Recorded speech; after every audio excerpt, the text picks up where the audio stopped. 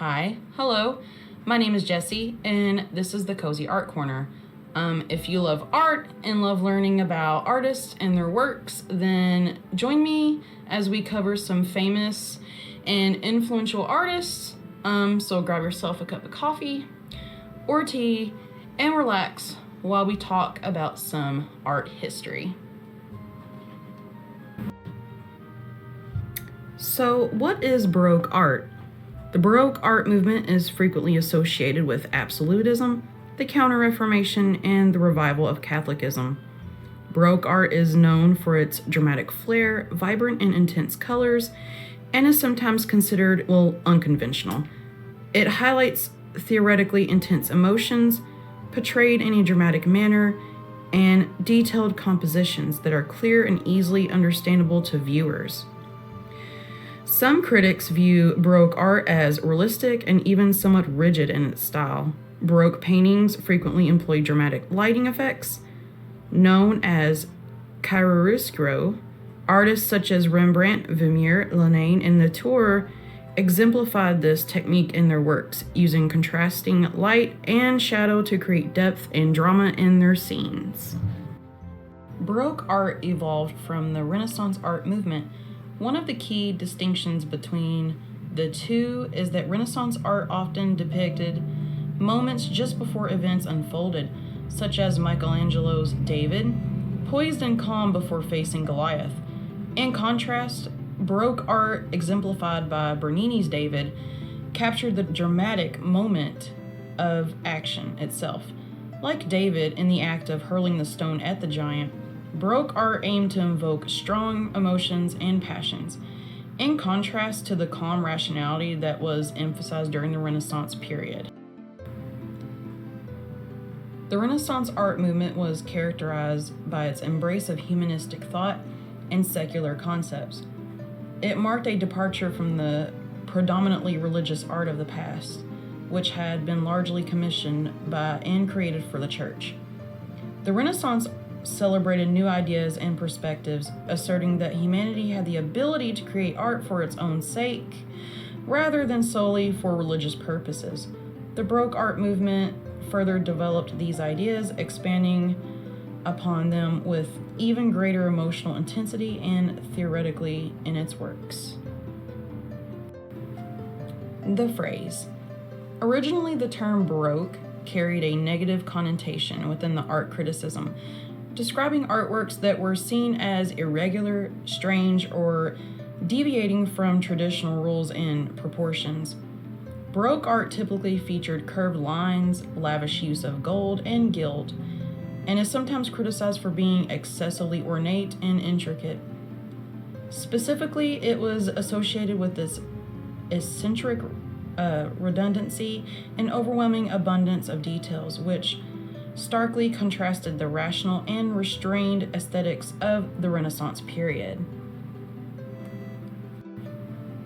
Other variations. Italy led the way in embracing the Baroque style, which eventually spread to much of the Holy Roman Empire in Germany and in Central Europe. In contrast, a distinct artistic style emerged in Northern Europe, building upon the realistic traditions of the 17th century. During the Dutch Golden Age of painting, there was notable absence of religious and historical themes. Instead, the focus shifted towards secular genres such as still life, depicting everyday scenes, and landscape painting, which became pivotal in the development of Dutch art. While Rembrandt's artwork is often characterized as Baroque due to its dramatic style, this label is less commonly applied to Vermeer and many other Dutch artists. Dutch art generally deviates from the idealization and grandeur typically of traditional Baroque works, including the Flemish Baroque style that influenced Dutch trends while maintaining a more pronounced Baroque aesthetic in its traditional categories. Here are some examples of Baroque Dutch paintings.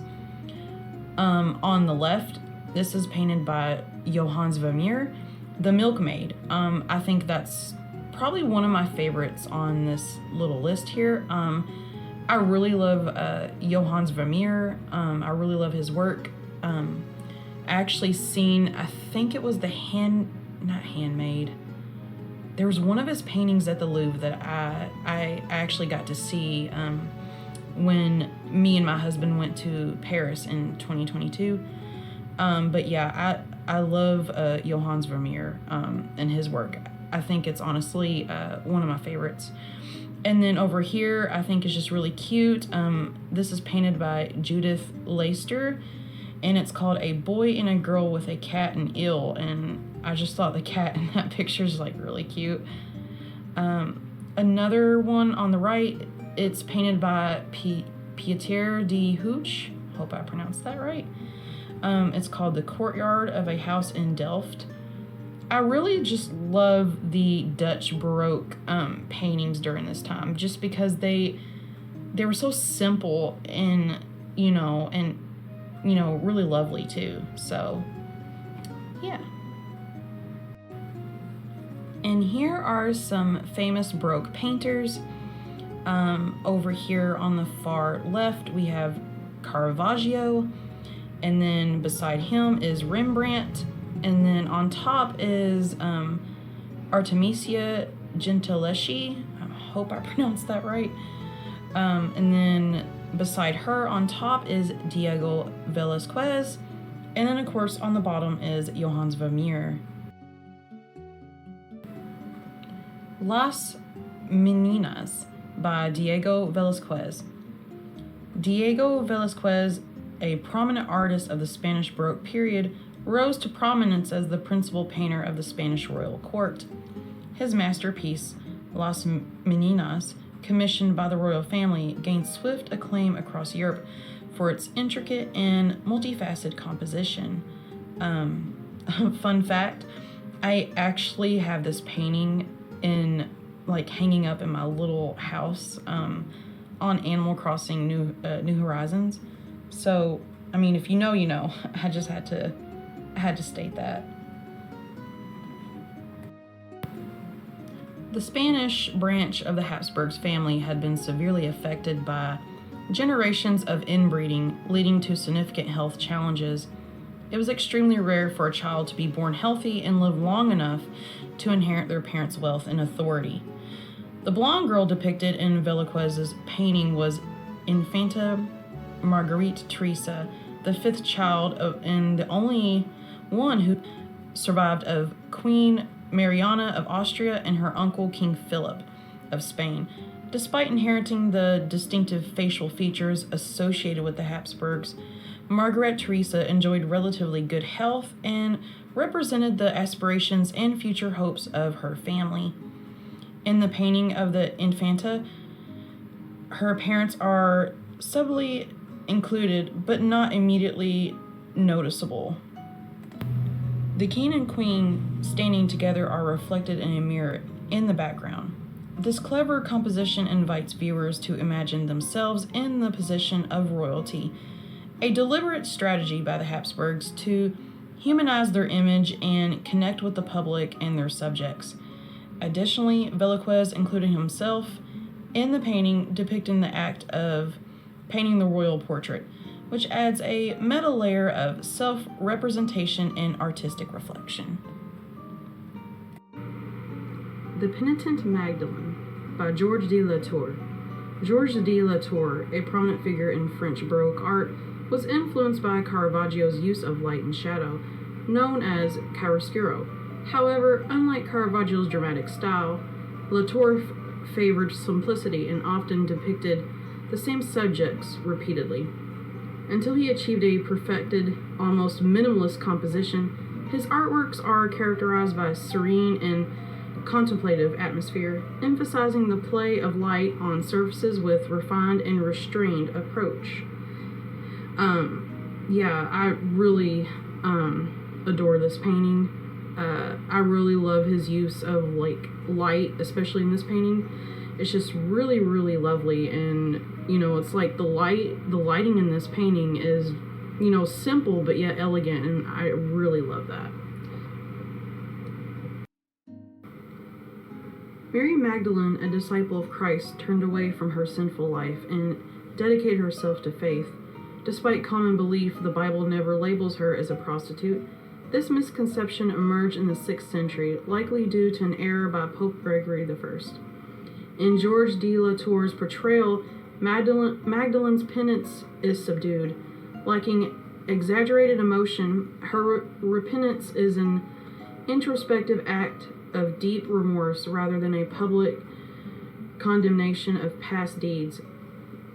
Surrounding objects in the painting reminiscent of popular Vanitas artworks of the time carry symbolic meanings. The skull on her lap signifies morality, while the mirror reflects candlelight, alludes to the transient nature of earthly vanity in which she is turning away. The Anatomy Lesson of Dr. Nicholas Tulp by Rembrandt. While Italian and Spanish Baroque artists directed their focus towards religious and mythological subjects, German and Dutch art of the same period turned its attention to secular themes, portraiture and everyday life scenes. This shift was largely influenced by predominance of Protestantism in these regions, with the Catholic Church imposing restrictions on certain types of imagery. Artists in Protestant areas had to explore new subjects, iconography, and patrons. Rembrandt, a celebrated figure of the Dutch Baroque art, was renowned for his innovative use of light and shadow. His patrons often included guilds, or organizations composed of multiple members, who commissioned group portraits to showcase their collective identity and social standing. Rembrandt's exceptional skill in composition enabled him to arrange multiple figures in his paintings without obscuring anyone's visibility. One of his notable works, The Anatomy Lesson of Dr. Nicholas Tulp, was commissioned by the Amsterdam Guild of Surgeons.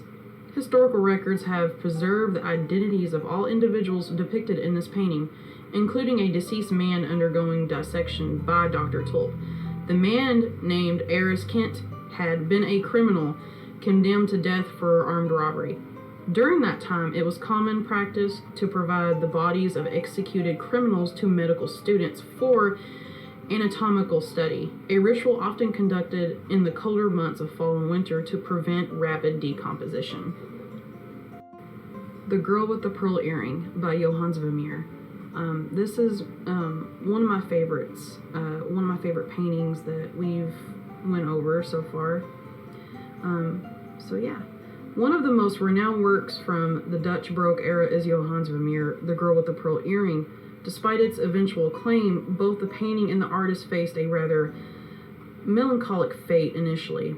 Interestingly, the masterpiece was largely disregarded for nearly 2 centuries after its creation.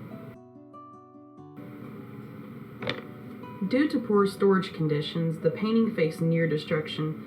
Johannes Vermeer, who died in poverty in 1675, remained obscured until the 1880s when art collectors and experts rediscovered his work. The Girl with the Pearl Earring, despite its enhancing beauty, initially sparked suspicion because it deviated significantly from Vermeer's usual depictions of domestic life. Unlike his typical scenes, this portrait is a up-close, half-profile view of a model gazing directly at the viewer. Some scholars suggest that the model could have been Vermeer's daughter, Maria, or even propose that she was the artist herself. While evidence about Vermeer's family is scant, it is known that he taught Maria how to paint, so, take that with what you will. So, thank you for watching. I hope you enjoyed this video. I hope it was, informative. Hopefully in the future, my editing and audio and everything will be a lot better. I do have big ideas and, goals for this, content. I really want to build on this. So, yeah. Thanks for watching.